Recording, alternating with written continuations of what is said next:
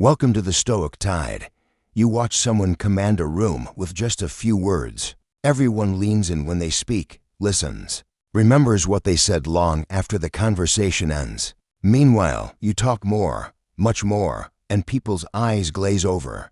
They nod politely while planning their exit. You're saying more, but they're hearing less, and you can't figure out why your words don't land when there's due with half the effort. It's not about volume. It's not about being louder or funnier or more impressive.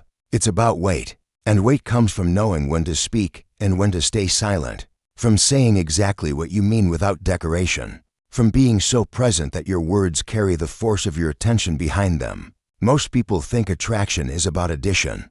Be smarter, funnier, more charismatic. Fill every silence with something interesting. But the Stoics knew different. Attraction isn't about what you add. It's about what you remove.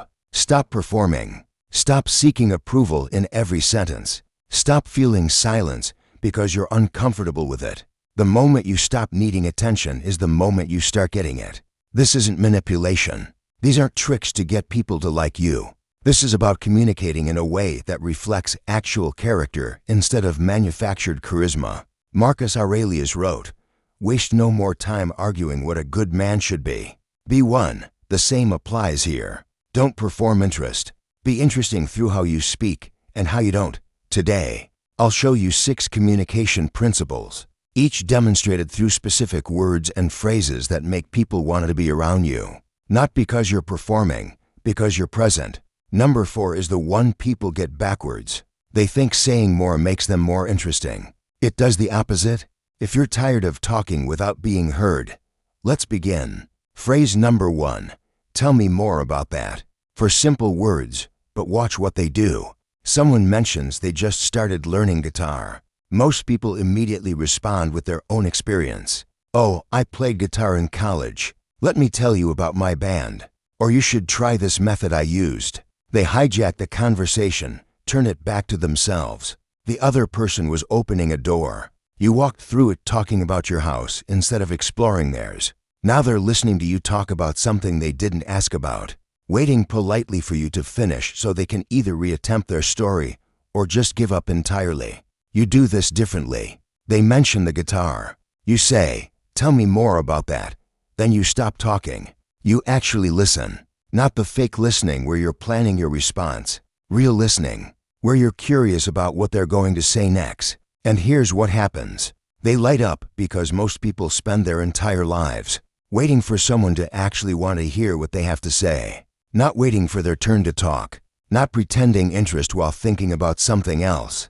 Actually wanting to know. This isn't a trick. You can't fake genuine curiosity. People feel the difference between performed interest and real attention. If you're not actually curious, don't ask. Silence is better than fake engagement. But when you are curious, when someone mentions something and you genuinely want to know more, those 4 words open everything. They talk longer, go deeper, share things they don't usually share because they're not used to someone actually caring about the answer. And here's the part people miss. They don't remember what you said in that conversation. They remember how you made them feel. Feeling heard is rare. Feeling like someone actually wants to understand you, not just wait for their turn to perform. That's even rarer. So when they leave that conversation, they're not thinking, "Wow, that person was so interesting." They're thinking, "Wow, I felt interesting talking to them." And that feeling, that's what makes them want to talk to you again. Epictetus taught his students, "We have 2 ears and 1 mouth, so we can listen twice as much as we speak." He understood that listening isn't passive. It's active. It's where real connection happens. You're not there to be impressive. You're there to be interested. And interest, genuine, unhurried interest in what someone else is saying, is magnetic in a world where everyone's performing. Watch what changes. Conversations go deeper faster. People open up to you in ways they don't with others. You become the person they seek out when they want to talk about something real. Not because you gave great advice or told fascinating stories, because you made them feel heard. That's the power in those 4 words. Not in saying them, in meaning them. The second phrase people avoid because they think it makes them look weak. It does the opposite. Phrase number 2, "I don't know." 3 words most people are terrified to say. Someone asks your opinion on something you're not familiar with. Your instinct is to fake it. Make something up that sounds intelligent. Deflect with a vague answer that could mean anything. Dance around the fact that you have no idea what you're talking about. Because admitting ignorance feels like admitting weakness, like you're less than, like you should know this. And the fact that you don't means something's wrong with you. But watch what actually happens when someone fakes knowledge. You're in a conversation. They're asked about something they don't know. But instead of saying so, they manufacture an opinion, and you can feel it. The answer has that hollow quality. Words that sound right, but mean nothing. They're performing confidence they don't have. And now you're wondering if they're willing to fake certainty about this. What else are they faking? Can I trust anything they say with conviction? The fake knowledge doesn't make them look smart. It makes them look insecure, like they need you to think they know everything. Now watch someone who's actually confident. Same question. They pause, then I don't know. That's it. No explanation about why they don't know. No apology for their ignorance. No deflection to something they do know. Just 3 words delivered calmly, like it's not a crisis. That there's something they're not an expert in. And immediately you trust them more, because if they're honest about what they don't know, they're probably honest about what they do know.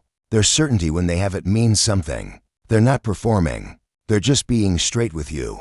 This is what Socrates understood when he said, "I know that I know nothing." It wasn't false humility. It was the recognition that wisdom begins with admitting the limits of your knowledge. Insecure people need to appear knowledgeable about everything. Confident people are comfortable saying, "I don't know," because their value isn't tied to having every answer. They're secure enough to admit when they don't. Here's what changes when you start using these 3 words honestly. People relax around you. They're not competing with your ego anymore. They're not bracing for you to one-up them with superior knowledge. And when you do speak with certainty, when you actually know what you're talking about, they listen because you've established that you don't just say things to sound smart. You say things because they're true. Your words carry weight because you've proven you're willing to admit when they don't. The trap is using "I don't know" as false humility. "Oh, I don't know anything about that," followed by a paragraph demonstrating you actually know quite a bit. That's just another performance. When you don't know, say it. Then either stay quiet, or if you're genuinely curious, "I don't know." Want to figure it out together? But don't fake ignorance and don't fake knowledge. Both are performances. Just be honest about what you know and what you don't. That honesty is more attractive than any amount of manufactured expertise. If you've said "I don't know" this week when you could have faked it, if you chose honesty over performing expertise, comment "I chose truth" below. Not to announce what you admitted you didn't know, just to mark the moment you valued being honest over being impressive. That choice, repeated quietly, is what builds real trust instead of fake authority. The third phrase saves you from the trap most people fall into when someone shares a problem. Phrase number 3, that sounds difficult. Someone shares a problem with you. Work's been overwhelming. Their relationship is struggling. They're exhausted trying to keep everything together. And your first instinct, the thing everyone does, is to immediately offer solutions. Have you tried? What if you just "when I was dealing with that, you think you're being helpful." You're not. You're dismissing them because what they heard wasn't "here's a solution." It was "this is simple. Why haven't you figured it out yet?" Most people don't share problems because they want you to fix them. They share because they need to be heard, because they've been carrying something heavy. And just saying it out loud to someone who actually listens makes it lighter. But when you jump straight to solutions, you're telling them their struggle isn't that complicated. That if they just did this obvious thing you thought of in 5 seconds, the problem they've been living with for months would disappear. And now they feel worse. Not only do they still have the problem, now they feel stupid for not having solved it with your simple solution. Watch what happens instead when you say, "That sounds difficult." 3 words. You're not fixing. You're not minimizing. You're not comparing it to your own experience. You're just acknowledging that what they're going through is hard. And that acknowledgement, that simple recognition that their struggle is real, gives them something they're not getting anywhere else. Permission to feel how they feel without having to defend it or solve it immediately. They keep talking because you didn't shut them down with advice. You made space for them to process out loud. And processing out loud with someone who's not trying to fix you is how most people actually figure out what they need to do. Not from your solution, from hearing themselves think while you listen without judgment. That's the gift, not your wisdom, your patience. Marcus Aurelius wrote, "Be tolerant with others and strict with yourself." Most people do the opposite. They're strict with others. Just do this. It's not that hard. And tolerant with themselves when they struggle. But real strength is being patient with other people's difficulties, while holding yourself to high standards. When someone shares a problem, they're not looking for you to be strict with them. They need tolerance, understanding that what's hard for them is hard, even if it wouldn't be hard for you. Here's what changes. People start bringing you real problems, not surface complaints, deep stuff. Because you've proven you won't immediately try to fix them or minimize what they're feeling. You'll just listen. Validate makes space. And that space, that rare space where someone can be struggling without being judged or fixed, is where real connection lives. You become someone safe, someone trusted. Not because you have all the answers, because you don't pretend to. If they want advice, they'll ask, "What would you do?" Then you can offer something, but even then offer it as your experience, not as the solution. When I dealt with something similar, this helped me. Might not work for you, but it's there if you want it. You're not the expert on their life. You're a witness to their struggle. And sometimes being witnessed is all someone needs. Number 4 is the hardest discipline. Most people never master it, but it's what makes everything you say actually matter. Phrase number 4, silence. Most people are terrified of it. A pause in conversation and they panic. Fill it with words, any words, observations about nothing, stories no one asked for, commentary that adds nothing, because silence feels like failure, like the conversation is dying and it's your job to resuscitate it with more talking. So you talk, and the more you talk, the less anyone listens because words without weight are just noise. And you've trained everyone around you that your words are noise, constant, low level, easy to ignore. Now watch someone comfortable with silence. They're in a group. Everyone's talking. They're quiet. Not because they have nothing to say, because nothing worth saying has appeared yet. Someone asks them a question. They don't answer immediately. They pause to 3 seconds. Actually think about what they're going to say. Then they speak. One clear point, done, and everyone's listening. Because the silence before they spoke made the room lean in. The pause signaled what's coming next matters. And when they finish, they don't fill the space after. They let the statement land. Let other people respond or let silence sit there if that's what's needed. Here's what that silence does. It creates weight. When you speak rarely, your words carry force. When you're comfortable with quiet, people become uncomfortable with it around you. They fill it, and in filling it, they reveal themselves. You learn more about someone in what they say to fill an awkward silence than in an hour of normal conversation. They show you who they are when they're uncomfortable, their patterns, their insecurities, what they're actually thinking versus what they perform when they're comfortable. But it only works if your silence is comfortable. If you're sitting there anxious, desperate for someone to talk, so the awkwardness ends. They feel that your discomfort makes them uncomfortable. But if you're genuinely at peace with quiet, if you don't need constant verbal stimulation to feel okay, that calm is contagious. They relax, and relaxed people are honest.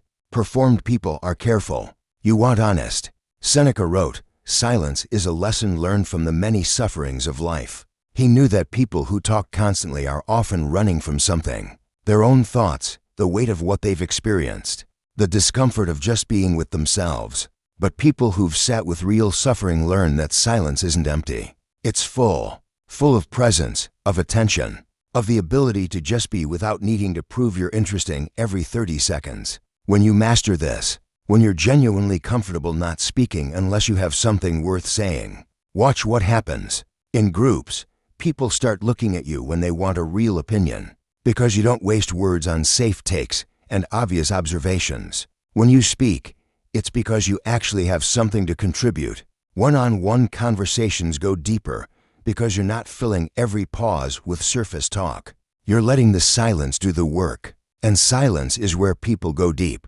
They say things in the quiet they'd never say in constant chatter. This isn't about being cold or withholding. It's about being present enough that you don't need words to fill space. Your presence is enough. And that presence, that rare comfort with just being is magnetic. If you just realized you've been filling silence because you're uncomfortable with it. If number 4 hit differently. Subscribe so you remember this when you're about to talk, just to fill space like this, so someone else learns that saying less makes their words matter more.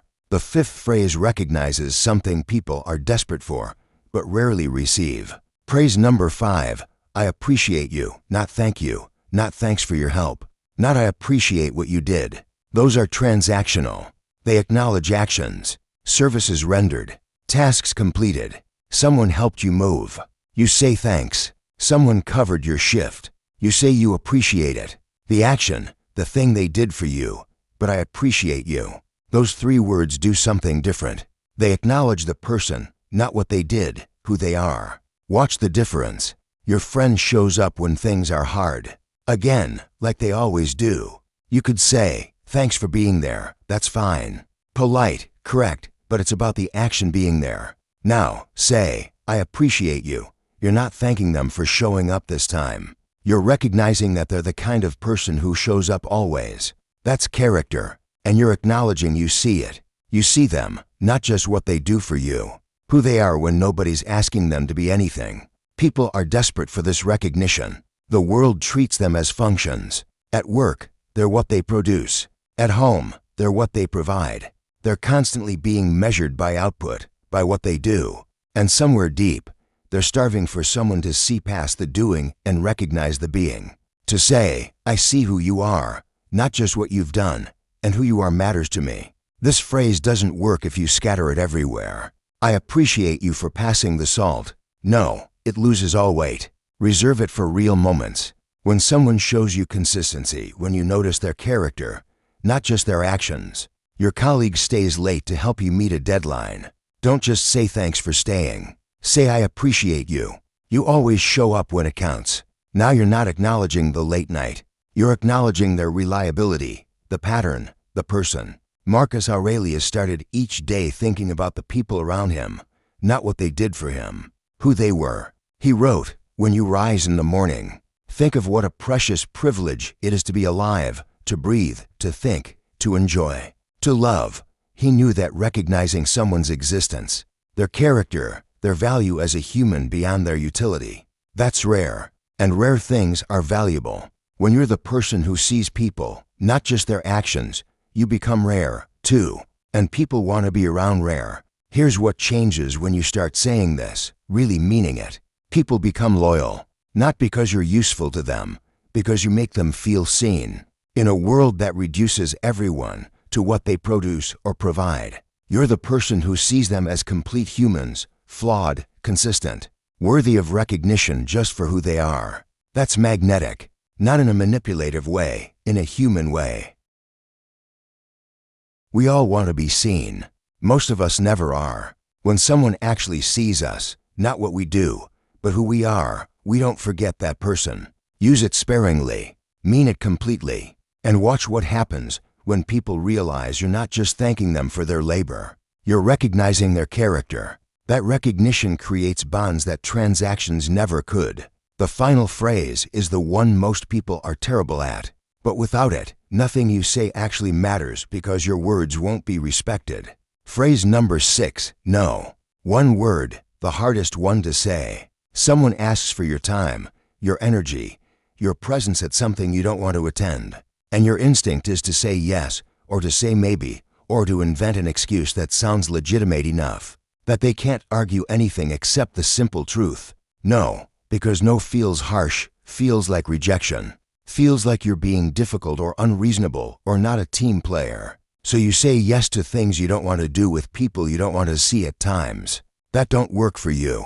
And every time you say yes when you mean no, you teach people your time has no value, that you're available to everyone for everything, that your boundaries don't exist. Watch what happens to people who can't say no. They're exhausted, resentful, overcommitted to things they don't care about while having no energy left for what matters. Their calendar is full. Their life is empty because they gave all their time to other people's priorities and kept none for their own. And people don't respect them more for their availability. They respect them less Because someone who says yes to everything is saying their own time isn't valuable enough to protect. And if you don't value it, why would anyone else? Now watch someone who can say no. Someone asks them to do something, they pause. Actually consider if they want to do it. If they don't, no, I can't, that's it. No lengthy apology. No invented excuse about being busy. No, maybe next time. That leaves the door open for future pressure. Just no, simple, clear, final. And the person asking might be surprised, might even be annoyed. But they respect it because this person just demonstrated something rare. They know what their time is worth and they protect it. Your yes only matters when your no is real. If you say yes to everything, your yes means nothing. It's not a choice. It's just your default setting. But when people know you're capable of saying no, when they've heard you set boundaries before, your yes becomes valuable. When you show up, they know it's because you chose to be there, not because you're too weak to refuse. Epictetus taught, first learn the meaning of what you say, and then speak. Most people say yes without considering what it means. It means your time, your energy, your presence, all finite resources. Every yes to something unimportant is a no to something that matters. You just didn't say the no out loud. You said it silently to yourself, to your goals, to the things you claim are priorities, but never have time for because you're too busy saying yes to everyone else. Here's what changes when you start saying no honestly. People stop assuming you're available. They become more thoughtful about what they ask from you. And when you do say yes, they value it because they know it's a real choice, not a weak surrender. You reclaim your time, your energy, your ability to focus on what actually matters. Instead of being scattered across 100 obligations you never wanted, say no without apology, without excuse, without softening it with false may. Just know your time is yours. Protect it. And watch how much more people value your presence when they realize it's not guaranteed to everyone for everything. Boundaries don't push people away. They attract the ones worth keeping and filter out the ones who only wanted you because you couldn't refuse them. These 6 principles, curiosity, honesty, validation, silence, recognition, and boundaries, they're not tricks. They're character made visible through how you communicate. And character, that's what actually attracts people, not your words. Who you are when you speak them. Notice what they share. None require performing. They require presence. Being interested enough to listen, secure enough to admit ignorance, patient enough to validate without solving, comfortable enough with silence that you don't fill it with noise, attentive enough to see people beyond their utility, strong enough to protect your time. The Stoics understood, attraction isn't addition, it's subtraction. Stop trying to be impressive. Stop filling every silence. Stop saying yes when you mean no. The moment you stop performing is the moment people start paying attention. Not to what you say, to who you are when you say it. If this changed how you communicate, subscribe. Share it with someone who talks more than they listen. The most attractive thing you can do. Stop trying to be attractive. Just be present. Everything else follows. And thanks for watching.